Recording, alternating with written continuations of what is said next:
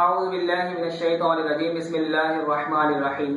ایک سوال کیا جاتا ہے کہ کیا میلاد 1400 سال کی ہسٹری میں کہیں سے ثابت ہے یا نہیں، یا کسی عالم دین یا کسی بزرگ نے اس پر کوئی کتاب وغیرہ لکھی یا نہیں؟ تو جی ہاں، بالکل نبی کریم صلی اللہ علیہ وسلم کے عمل مبارک، اسی طرح صحابہ کرام علیہ رضوان کا عمل مبارک، اور کتابوں میں لکھنے والے امام مسلم صحیح مسلم میں، اسی طرح امام احمد بن حنبل، یہ تمام باقاعدہ ثبوت 300 ہجری تک کا آپ کی خدمت میں ہم نے سابقہ کلپس میں پیش کیا۔ اب مزید ان 400 ہجری سے لے کر 1400 ہجری تک کے تمام ان محدثین کرام کے نام آپ کے سامنے پیش کیے جائیں گے کہ جنہوں نے میلاد پر کتابیں لکھی ہیں۔ ان کتابوں کے نام کے ساتھ یہاں پر بیان کرنا ممکن نہیں ہے قلت وقت کے سبب۔ انشاءاللہ ہم ان محدثین کرام کے صرف نام ذکر کرتے تھے کہ جنہوں نے کتابیں لکھی ہیں، اور یہ ایسا نام ہے کہ ان ناموں پر کسی بھی مکتبہ فکر سے تعلق رکھنے والے شخص کو کوئی اعتراض یا کلام نہیں ہے۔ تو ان میں سب سے پہلے 400 ہجری کے حضور غوث اعظم علیہ رحمہ شیخ عبد القادر جیلانی رحمۃ اللہ تعالی علیہ ہیں کہ جنہوں نے باقاعدہ میلاد پر بیان کیا، اور کتاب ان کے متعلق آتی ہے کہ بہجت الاسرار کتاب کا نام ہے، کہ جس میں باقاعدہ اس بات کا ثبوت ہے کہ حضور غوث اعظم علیہ رحمہ نے میلاد بیان فرمایا۔ اسی طرح حجت الدین امام محمد بن ظفر المکی 500 ہجری، شیخ معین الدین عمر بن محمد 500 ہجری، اسی طرح علامہ ابن جوزی 500 ہجری، حافظ ابو الخطاب بن دحیہ کلبی 600 ہجری، حافظ شمس الدین الجزری 600 ہجری، امام ظہیر الدین جعفر الترمذی 600 ہجری، اسی طرح امام ابو عبداللہ بن الحاج مالکی 700 ہجری، ابن تیمیہ یہ جو ہے وہ مخالفین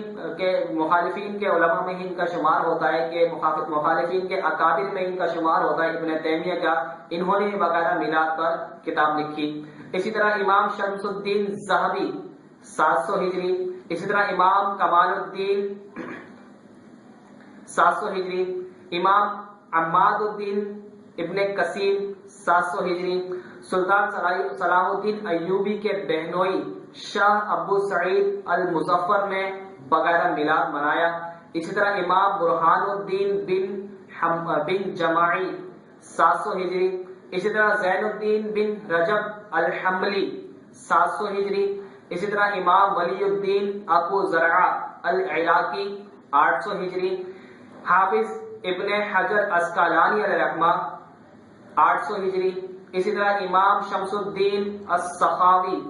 900 ہجری، امام جلال الدین سیوطی علیہ رحمہ بہت بڑی جلیل القدر شخصیت گزری، ان کے بارے میں خود تھانوی صاحب نے لکھا ہے کہ ان کو بیداری کی حالت میں نبی کریم صلی اللہ علیہ وسلم کا 65 مرتبہ دیدار ہوا۔ امام جلال الدین سیوطی علیہ رحمہ ایسی جلیل القدر شخصیت ہے، انہوں نے باقاعدہ 900 ہجری کے عالم دین گزرے ہیں، انہوں نے باقاعدہ میلاد پر کتاب لکھی۔ اسی طرح ملا علی قاری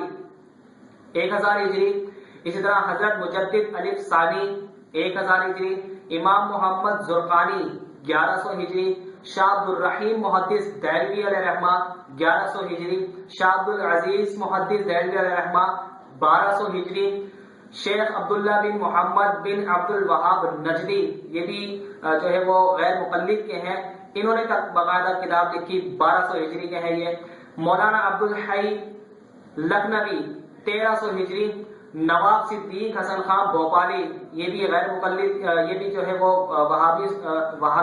وہابی مکتب سے تعلق رکھتے ہیں، 1300 ہجری کے، انہوں نے بھی کتاب لکھی۔ اسی طرح حاجی امداد اللہ مہاجر مکی علیہ رحمہ، یہ اشرف علی تھانوی کے پیر و مرشد میں آتے ہیں، انہوں نے باقاعدہ میلاد پر فضائل لکھے اپنی کتاب فیصلہ ہفت مسئلہ میں، 1300 ہجری کے ہیں یہ۔ اس طرح وحید الزمان، یہ بھی غیر مقلد ہیں، 1300 ہجری۔ علامہ اقبال صاحب، علامہ اقبال رحمۃ اللہ تعالی علیہ، انہوں نے بھی 1300 ہجری میں باقاعدہ لکھا۔ اسی طرح اشرف علی تھانوی نے بھی 1300 ہجری کا جو گزرا ہے، انہوں نے بھی کتاب پر باقاعدہ انہوں نے میلاد پر باقاعدہ کتاب لکھی اور فضائل بیان کیے ہیں، اور یہ 1400 ہجری چل رہی ہے۔ 1400 ہجری میں آپ تمام کے سامنے باقاعدہ جو اس دور کے بڑے بڑے جید علماء ہیں، اور جو ایک جمہور ہے، ایک جو امت کی میجورٹی ہے، جو ایک امت کا ایک بہت بڑا گروہ ہے، سواد اعظم جسے کہتے ہیں، وہ بالکل میلاد منانے پر متفق ہے۔ لہذا آپ تمام کی خدمت میں یہ تقریباً 31 حوالہ جات ہیں جو آپ کی خدمت میں پیش کیے، کہ جن میں تمام سابقہ محدثین نے میلاد منایا ہے اور میلاد لکھا ہے۔ لہذا اب یہ الزام لگانا کہ 1400 سال کی ہسٹری میں میلاد کا ثبوت کہاں سے ملتا ہے، یقیناً میں اس کو یہی کہوں گا کہ کوئی بھی شخص 4 کتابیں پڑھ کر یا 4 حدیثیں پڑھ کر اگر اتنا بڑا دعویٰ کرے کہ معاذ اللہ ایک چیز کی شریعت میں کوئی حیثیت ہی نہیں ہے، شریعت میں اس کا کوئی ثبوت ملتا ہی نہیں ہے، تو یہ اس کی کم عقلی ہے، اس کو رجوع کرنا چاہیے، ورنہ حقیقتاً تحقیق ہم نے آپ کے سامنے پیش کر دی ہے، اور یہ ایسے نام ہے، ایسے محدثین کرام کے نام ہیں کہ ان کو کوئی بھی رد نہیں کر سکتا۔ لہذا میری گزارش ہے کہ تعصب پسندی سے باہر آ کر باقاعدہ حق کو پہچان کر اس کو قبول کیجئے، اور وہ میلاد سرکار دو عالم علیہ السلام کا کہ جس کو 1400 سال سے لے کر اب تک تمام امت مناتے آئے ہیں، آج کل کے دور میں اس کو غلط کہہ کر، اس کو بدعت کہہ کر لوگوں کے دلوں سے نبی کریم صلی اللہ علیہ وسلم کی محبت کو نہ نکالا جائے۔ یہ واحد ایک ذریعہ رہ گیا ہے کہ جس کے سبب جو ہے وہ ہم آج تک ہمارے ایمان تازے ہیں، اور حقیقتاً ایمان کی بنیاد بھی یہی ہے کہ نبی کریم صلی اللہ علیہ وسلم کی محبت کی جائے، اور محبت کا تقاضا یہ ہے کہ آپ علیہ السلام کی ہر چیز سے محبت کی جائے